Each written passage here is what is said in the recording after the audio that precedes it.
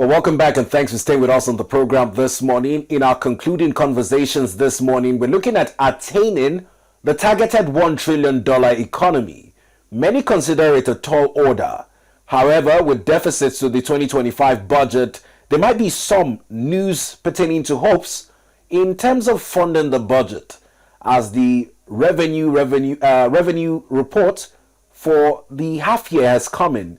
We're told that the FG's tax revenue has jumped by 43% to 14.27 trillion naira. Well, joining us to talk about this amidst other economic indices is Comrade Katchy Gerald, who joins us via phone call this morning. Comrade Katchy, good morning to you and welcome to the program. Good morning to you and to our wonderful listeners and viewers. Thank you for having me. Now, it's more of an economic conversation, although there have been mixed reactions to certain statistics as published by the NBS. This morning, another statistic speaking to hope of a fiscal recovery is the half-year report of tax revenues generated thus far. The federal government is optimistic that we can begin a road to recovery following a 43% reported jump in revenue. What do you make of this optimism greeting the air this morning? In as much as we, the Nigerian masses, are concerned and the reality we face on the streets, we don't have any more feeling because Nigeria government has admitted by the current administration is good at rolling out the sort of this the positive report, but then the reality of that does not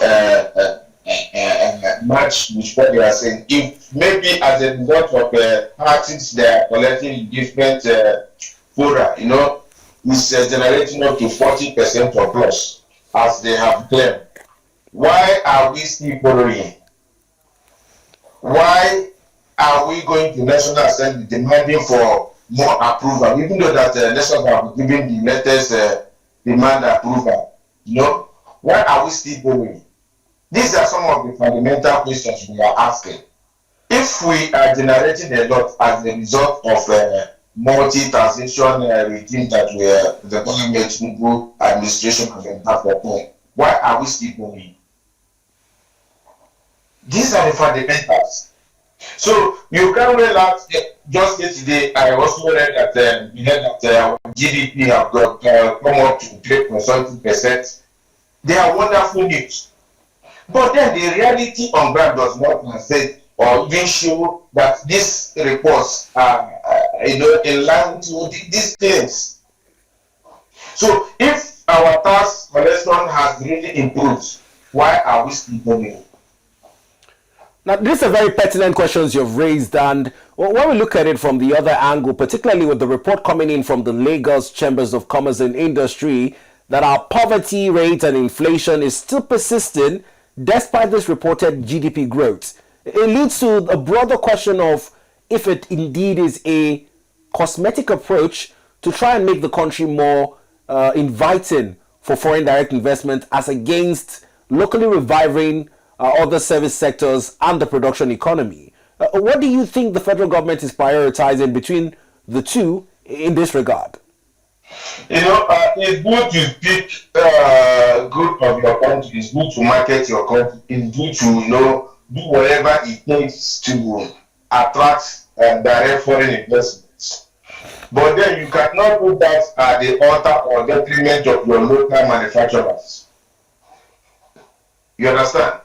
If we are, pushing to get more foreign investment into our country, why our locals are holding up?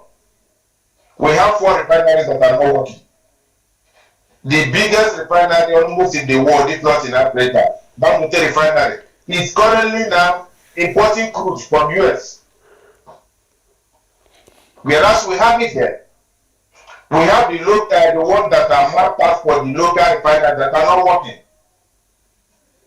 How are we being supportive to that refinery we have in Dangote? So these are the things you check. You can paint anything, but then we need to carry the citizens along. In carrying citizens along, let us see, facts matching whatever we are dishing out. it will really help immensely with our campaign, in preaching positive about our nation. It will not be that you attract a foreign investor and it comes in and it becomes a different thing entirely from what you have already projected. At the end, they will go back and begin to treat us like we are second-class citizens of the world. It becomes a Nigerian factor. They tell you one thing, another thing is happening. So what I think the government is doing is to project us in the good image, in the good light, with regards to attracting investors. That is a good one. But we cannot be at the altar of sacrificing our local investors. We should carry them along. We should create, an environment, an environment that will help them to thrive. Just recently, we saw the EEDC of Enugu zone, reducing the price of power sector. I mean, the rate of units. And other districts are complaining. How do we marry all of these around costs to suit our production that will enable us to push in this drive of $1 trillion economy and move our people from poverty and this to riches?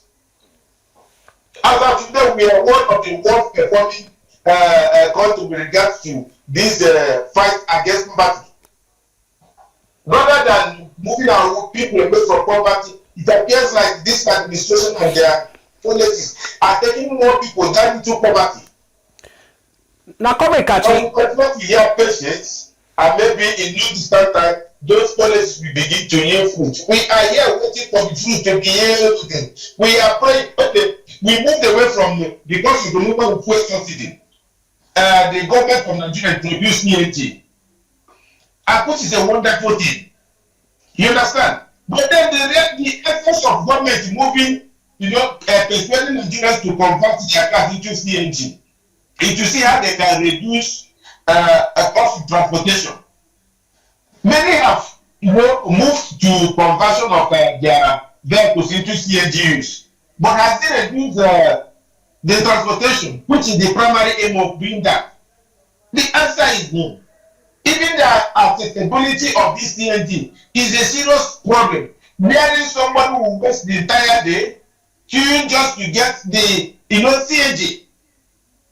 So let us see how we can harness what we have, and make it available. Encourage the local investors. That will naturally attract foreign investors.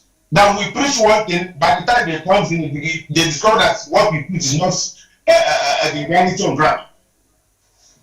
Now, Comrade Katchy, you had touched on the cost of production pertaining to power, and you had cited the situation in Enugu where they had begun to slash power and the sort of pushback they had received from even the Minister of Power, who talked about the fact that we need cost-reflective tariffs, and with that slash in power, it might also affect the current electricity subsidies enjoyed. How do we get more government commitments as regards this issue of lowering the cost of production? I think this is where I give a very big thumbs up to President Bola Ahmed Tinubu. He has done what other successive governments have not been able to do. That is unbundling those administrative bottlenecks with regards to generation of power, distribution, or what have you, transmission of power. Before now, what we usually see is that once you are able to generate power, you must transmit it into the national grid. But today he has been able to create environment that allows you to generate, transmit, and distribute within your locality. It's no longer where you have this monopoly that no matter whatever you generate, you must be pushed into the national grid. That is causing us untold backwardness. You understand? So if anybody is not happy with what is happening, it shows that the person is not in line with the renewable agenda. I'm using the Minister for Power as a case study. Under his watch, we have had the highest level of a national grid. There's hardly any month since he came on board as the Minister of Power, that you have not heard that one time or the other the grid collapses. And while the President was even doing that reshufflement, I was thinking that it's part of the area he will reshuffle to bring in new ideas. You understand? I don't expect that somebody that is there to serve the people interest, to see how he can help people to grow, will be part of the people that will be refraining at some of the developments that are coming up.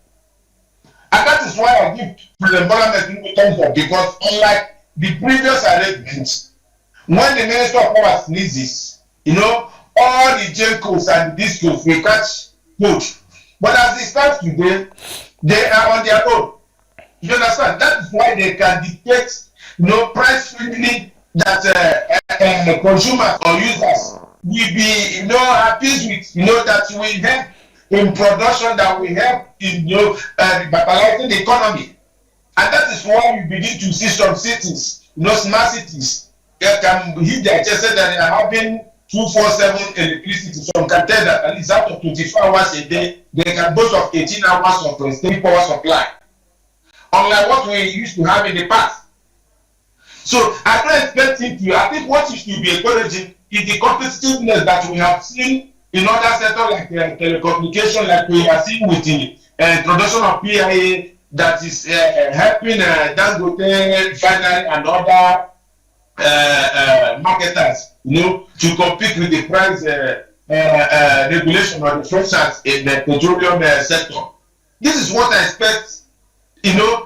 Power ministry is okay if EDC, as the case may be, is going in this angle. It's a wake-up call for a Ikeja discourse. It's a wake-up call for a cold discourse. It's a wake-up call for EDC, and so on and so forth.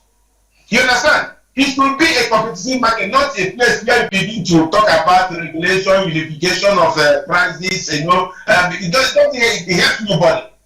You understand? Of course, if you wonder if they brought their bands, band A, band B, band C, and D, and so on and so forth, and that you can anybody need to say that they are paying price of band A and they are using the constant net of 20 hours per day they promise. That is not the reality of that. So it's time we begin to get people-oriented people. I mean, leaders that carry people along. It shouldn't be that maybe they put pressure on you from the discourse or GenCos that didn't do this, they are only not this or the. Of course, if for this minister that always talks about subsidy in power, they find a way to remove it because we have heard that over and over.